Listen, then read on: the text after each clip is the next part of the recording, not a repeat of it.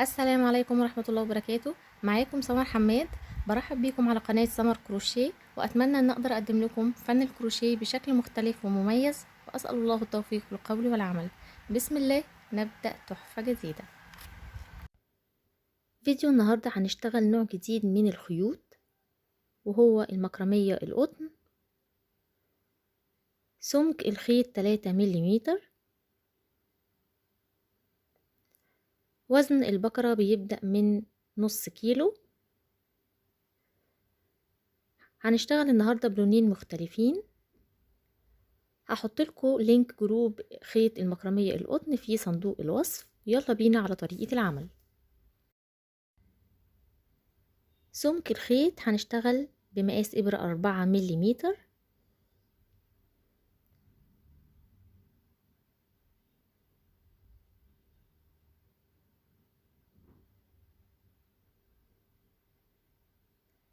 بداية العمل هسيب حوالي 30 سنتي من الخيط، وبعدها هكون عقدة البداية.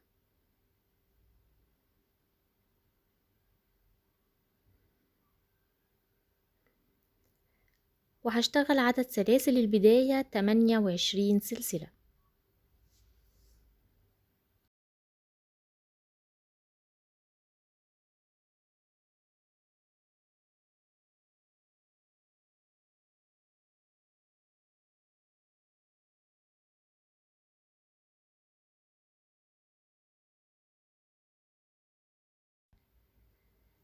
اشتغلت 28 سلسلة، هقيسهم بالمزورة.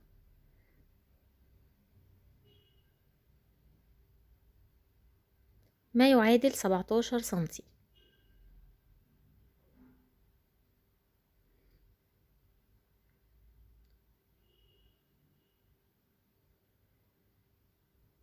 دلوقتي هبدأ ارتفع سلسلة، والسلسلة الارتفاع دي هعتبرها غرزة، وهشتغل في الغرزة اللي قبلها مباشرة في الحلقة الخلفية منها. هنا بدخل بالإبرة واشتغل غرزة حشو، وهعلمها بالماركر.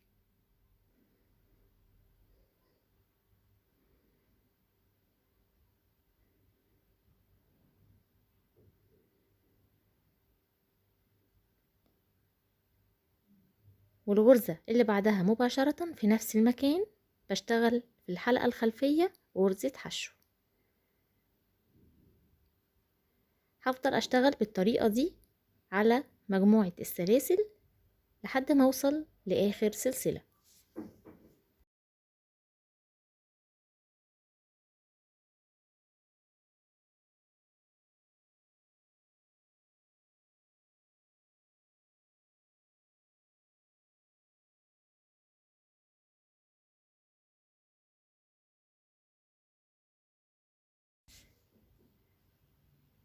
واشتغلنا زي ما انتوا شايفين 28 غرزة حشو.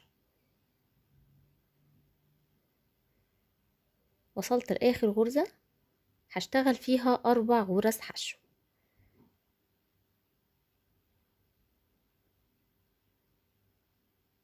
الغرزة الاولى،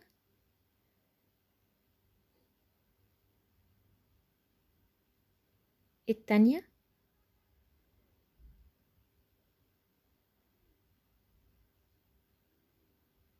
التالتة، الرابعة.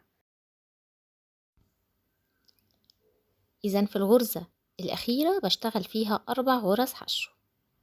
الخيط باخده تحت الشغل بيستمر معايا. هكمل بنفس الطريقة. هيقابلني الحلقات الأمامية من السلاسل أهي، بدخل بالإبرة واشتغل فيهم غرز حشو.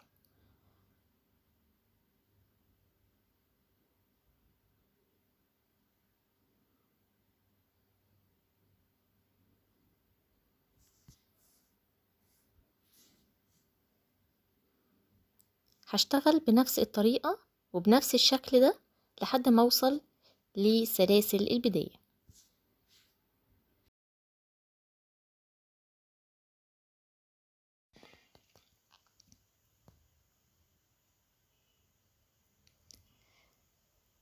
في الجانب الآخر اشتغلنا 4 غرز حشو في الغرزة الأخيرة، وهنا غرزة الارتفاع اعتبرتها الغرزة الأولى والغرزة التانية اللي حطيت فيها الماركر، إذا أنا هشتغل الغرزة التالتة.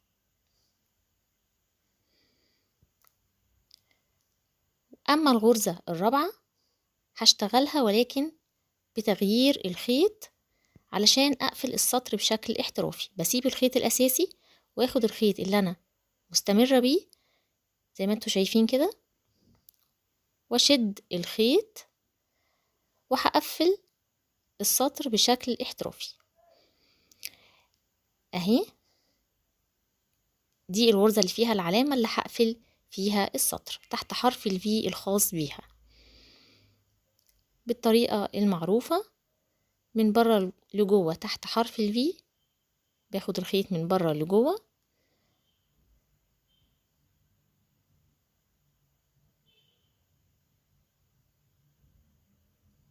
ومن تحت الحلقة الخلفية من ورا بسحب الخيط. الطريقة دي عشان اقدر اكون بيها حرف الفي واقفل السطر بشكل احترافي وتكون حروف الفي كلها كاملة معايا، وبكده نكون كونا قاعدة البورتوفيه. 4 غرز في الجانب الامامي اهم، ادي ال4 حروف في، وفي الجانب الاخر 4 غرز. الخيط ده طبعا باخده تحت الشغل. عدد الغرز الاجمالي للقاعدة كاملة 60 غرزة.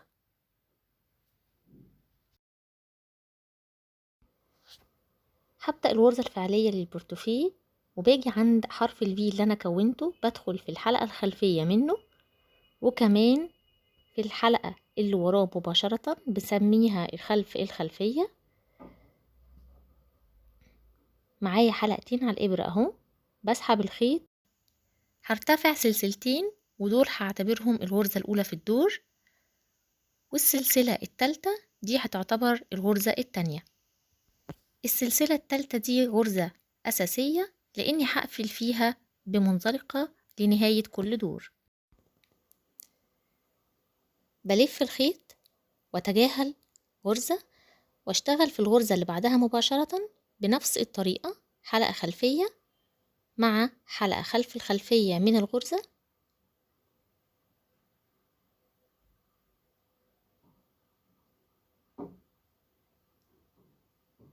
واسحب الخيط واشتغل غرزة نص عمود. اشتغل سلسلة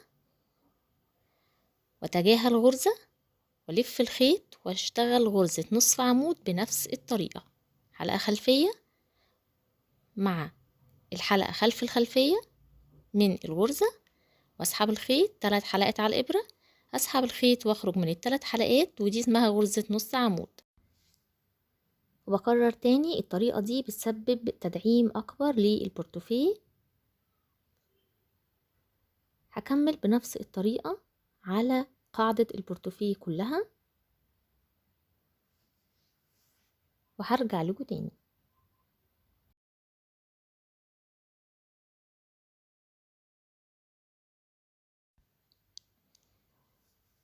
ده بيكون الشكل في السطر الأول من البورتوفيه، وهنا وصلنا معايا آخر 3 غرز، ودي الغرزة اللي اشتغلت فيها سلاسل البداية.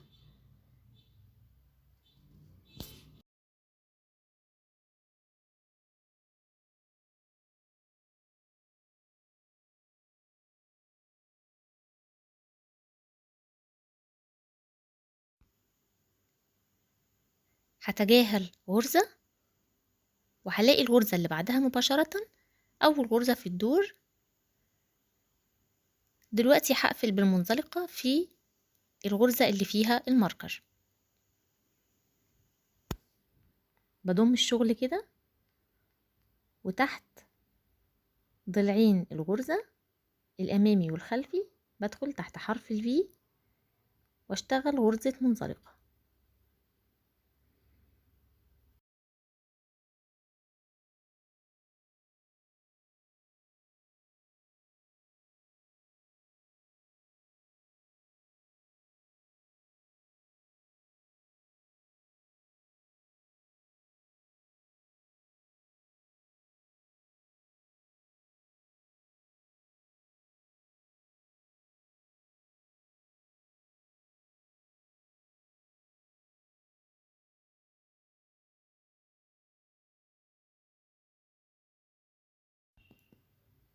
السطر التاني من الغرزة هرتفع سلسلتين وهيقابلني أول فراغ، بلف الخيط على الإبرة وادخل في أول فراغ واسحب الخيط. معايا 3 حلقات على الإبرة، بلف الخيط وادخل فين؟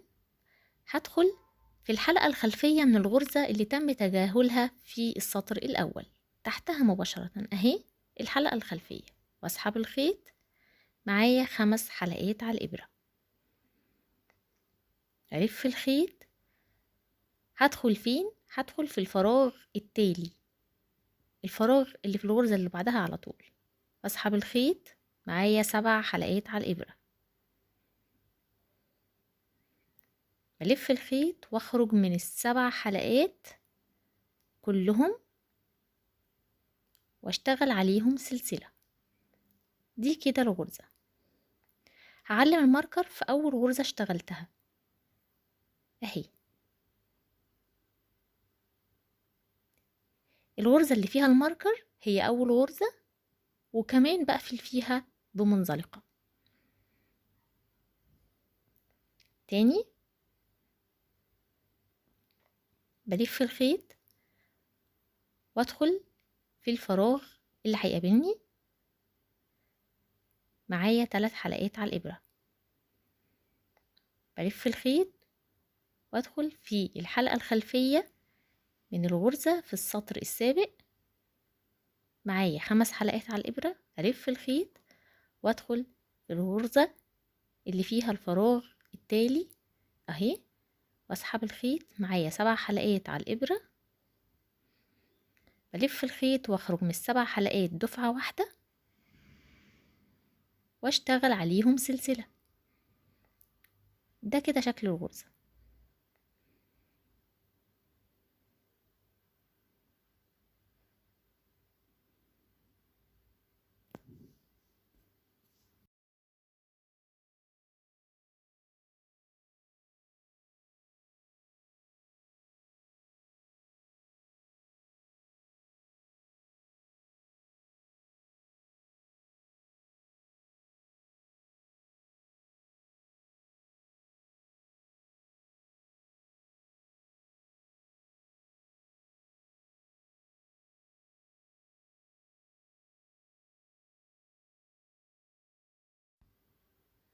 راعي ان الخيوط كلها تكون على نفس السطر من الخيط، ما يكونش فيه خيط فوق خيط، عشان تقدري تحصلي على شكل الغرزة بشكل صحيح.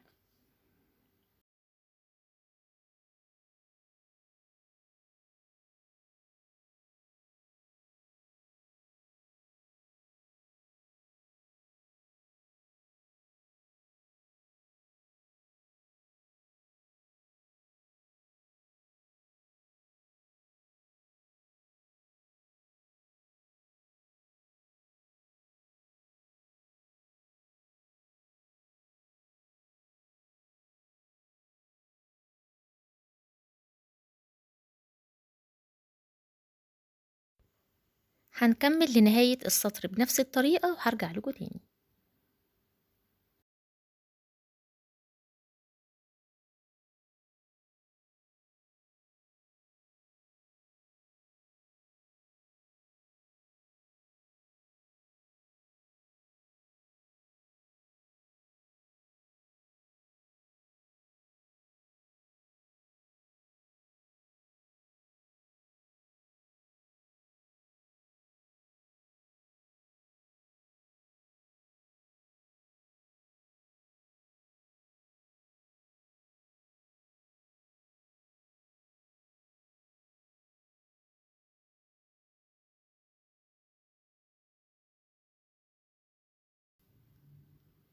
ووصلنا لاخر فراغ.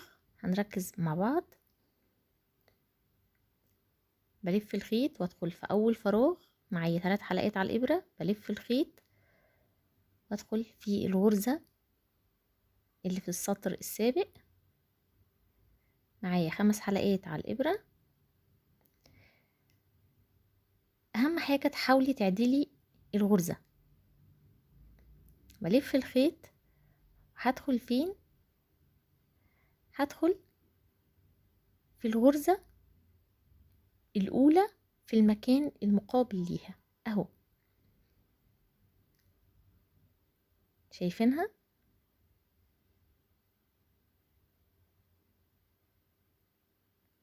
وبعد الغرزة علشان تكون الغرزة مهذبة، واوعي تنسي السلسلة الأخيرة، بتقفلي بسلسلة. هيقابلني الغرزة اللي فيها الماركر، بقفل بمنزلقة. في المنطقة دي تحاولي تشدي ايدك علشان البورتوفيه يكون متناسق اهي كده، الغرز كلها نفس الشكل. تمام اهي، هوريها لكم بشكل اكبر. ده بيكون السطر الاول من الغرزة. دي غرز الكورنر، وده الجانب الامامي، ودي غرزة الكورنر. بنفس الطريقة هشتغلها بنفس الطريقة في كل دور. تقدري تكملي بنفس اللون او تغيري. انا هنا هشتغل بلون تاني،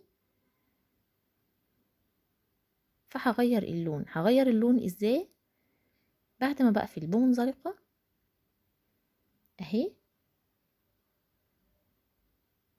بسحب الخيط واشد الخيط الاساسي، اقفل الغرزة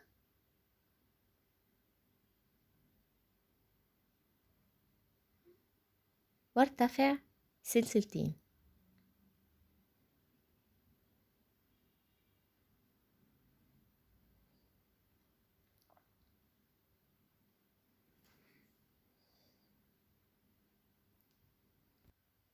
هكرر نفس الخطوات، ولكن بلف الخيط وبدخل في اول فراغ يقابلني، بسحب الخيط، معايا 3 حلقات على الابرة. بلف الخيط، هدخل فين؟ هدخل في الفراغ السابق من السطر السابق اهو. هوريها لكم بإبرة التنظيف اهي.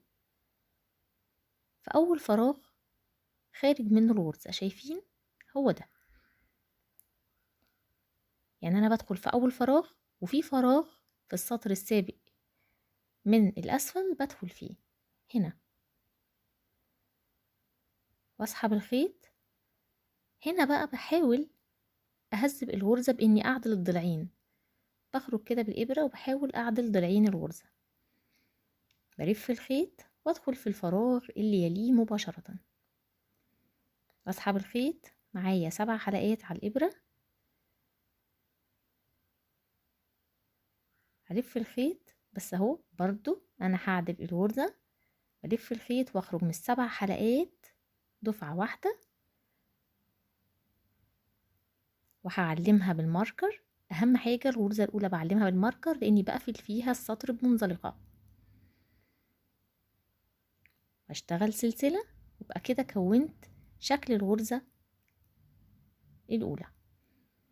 بص شكلها بيكون عامل ازاي، حلوة جدا. بلف الخيط وادخل في اول فراغ، معايا 3 حلقات على الابرة. بلف الخيط وادخل في الفراغ الاسفل في السطر السابق. هوريهولكوا تاني اهو، هو هيكون سهل يعني. بسحب الخيط، معايا 5 حلقات على الابرة. بعدل الغرزة، بلف الخيط وادخل في الفراغ التالي، وبرضو بعدل الغرزة. التكنيك ده مهم جدا لو عايزة تخرجي بشغل احترافي وشغل مميز. 7 حلقات على الإبرة، أسحب الخيط من ال7 حلقات دفعة واحدة، اشتغل عليهم سلسلة. تابعيني.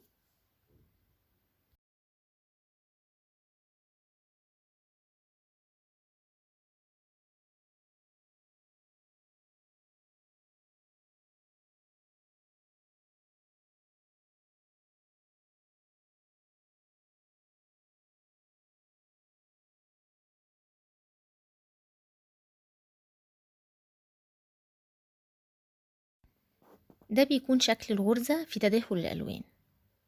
هكمل بنفس الطريقة ونفس الخطوات ونفس التكنيك لحد ما اوصل لطول البورتوفيه اللي انا عايزاه. اتعلمنا ازاي بنغير اللون، اتعلمنا ازاي بنقفل السطر في كل دور، وايه الغرزة اللي بنحط فيها الماركر ونقفل فيها بمنزلقة، وكمان اتعلمنا ازاي نعدل الغرزة قبل ما نشتغلها. هكمل بنفس الطريقة لنهاية السطر وهرجع لكم تاني.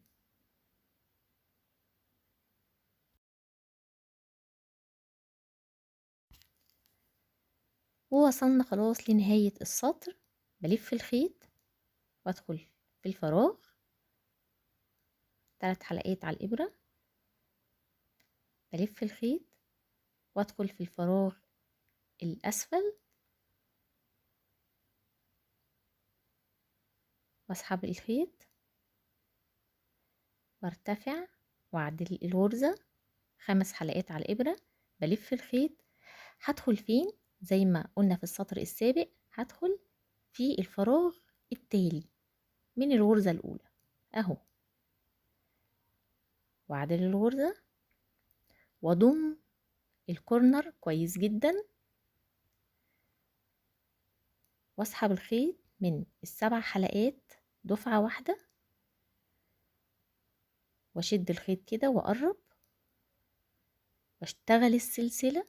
اوعي تنسي السلسلة. هيقابلني الغرزة اللي فيها الماركر اللي هي اول غرزة اشتغلتها في السطر، هقفل بمنزلقة في الغرزة اللي فيها العلامة، بدخل بالإبرة، ولكن قبل ما اشتغل المنزلقة باخد اللون الأول وأضعه فوق اللون التاني، لأني هرتفع بالخيوط لنهاية البورتوفيه بشكل مستمر، وبعد كده هشتغل المنزلقة. دلوقتي هغير اللون، إذا هشتغل وأرجع للون الأول بنفس الطريقة اللي شرحتها في السطر السابق، وهبدأ أكرر نفس الخطوات اللي شرحتها في السطرين السابقين. أهم حاجة تضمي الكورنر في البورتوفيه، خاصة المنطقة اللي بتبتدي فيها الشغل وبتنهي فيها الشغل. هرتفع سلسلتين والف الخيط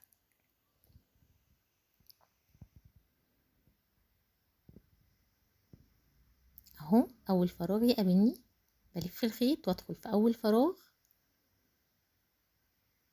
واسحب الخيط، معايا 3 حلقات على الابرة، بلف الخيط وادخل في الفراغ في السطر السابق واسحب الخيط وارتفع قليلا. اهم حاجة تراعي ارتفاعات الغرز، الغرزة فيها ارتفاعات مختلفة.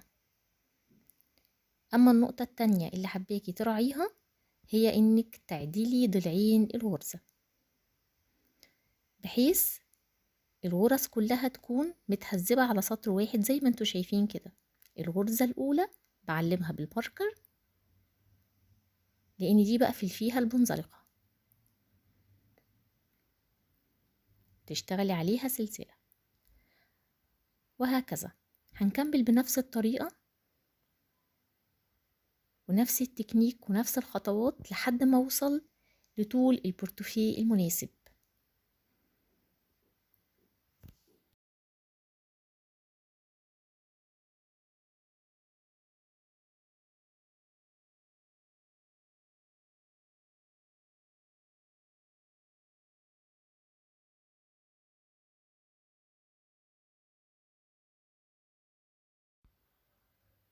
اشتغلت 10 سطور من الغرزة. الغرزة حلوة جدا ومميزة، جمالها بيبان كل ما ترتفعي بالسطور. وده الشكل من الداخل. دلوقتي هبدأ أنهي السطر العاشر والأخير من البورتوفيه. اهي اشتغلت سلسلة، هيقابلني الغرزة اللي فيها الماركر، هشتغل فيها منزلقة،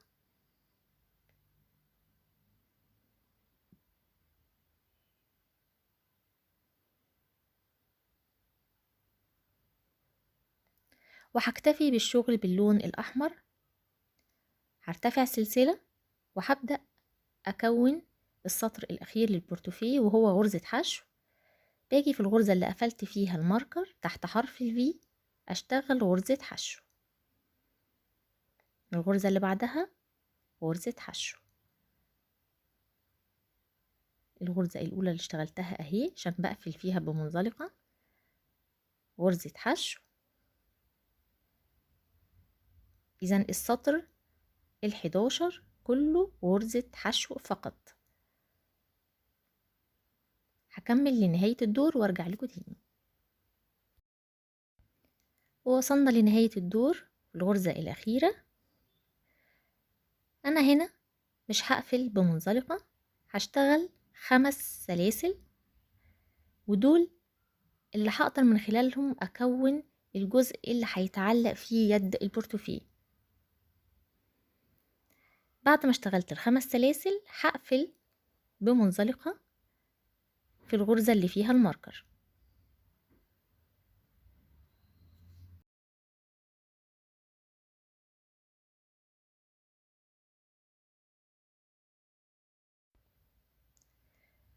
وهفصل الخيط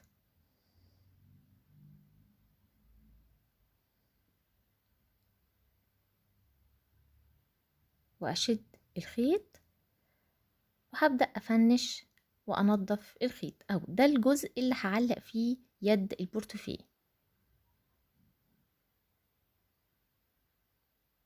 بدخل في الغرزة اللي قفلت فيها منزلقة، بسحب طرف الخيط بالشكل ده وببدأ أنظف الخيوط من الداخل.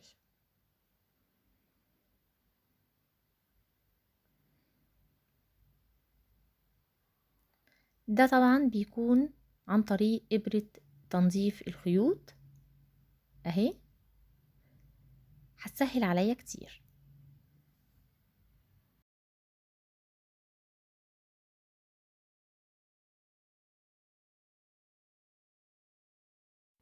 الشكل النهائي للبورتوفيه بعد تنظيف الخيوط، ودي القاعدة، وده الجزء الخاص بتركيب يد البورتوفيه. دلوقتي حابين نقول مقاسات طول وعرض.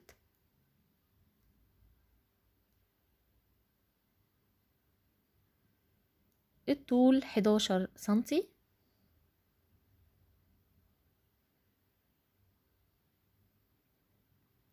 والعرض حوالي 18.5 أو 19 سنتي.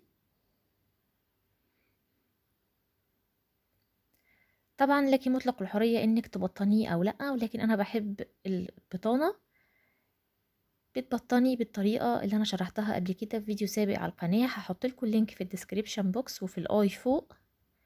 وكمان بتركبي فيه السوستة على حسب المقاسات اللي احنا قسناها، بتزودي سنتي في الطول وسنتي في العرض، وطبعا بتضيفي اللوجو الخاص بيكي على المنتج.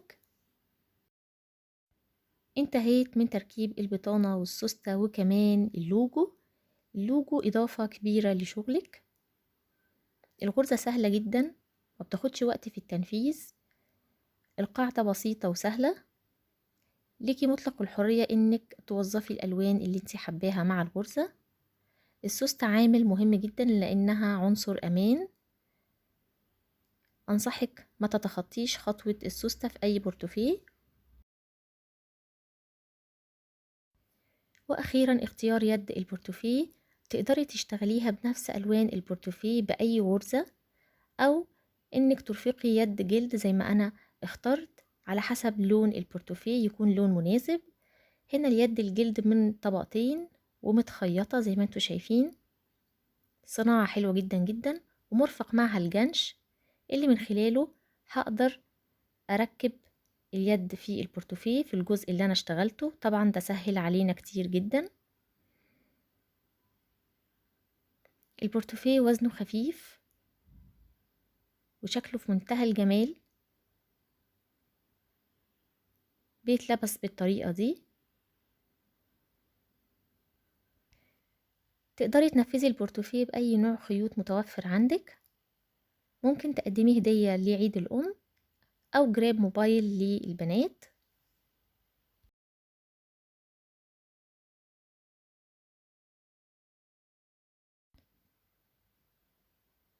وزن البورتوفيه 144 جرام من خيط المكرمية القطن. لو عجبك الفيديو أتمنى منك الدعم باللايك والشير، ولو انتي مش مشتركة في القناة تدوسي على زرار سبسكرايب وتفعلي زر الجرس عشان يوصلك أي إشعار لأي فيديو جديد أنا بنفذه. أتمنى أشوف تطبيقاتكم على جروب ملتقى الفن الجميل، هسيب لكم اللينك في الديسكريبشن بوكس. أشوفكم في تحفة جديدة، والسلام عليكم ورحمة الله وبركاته.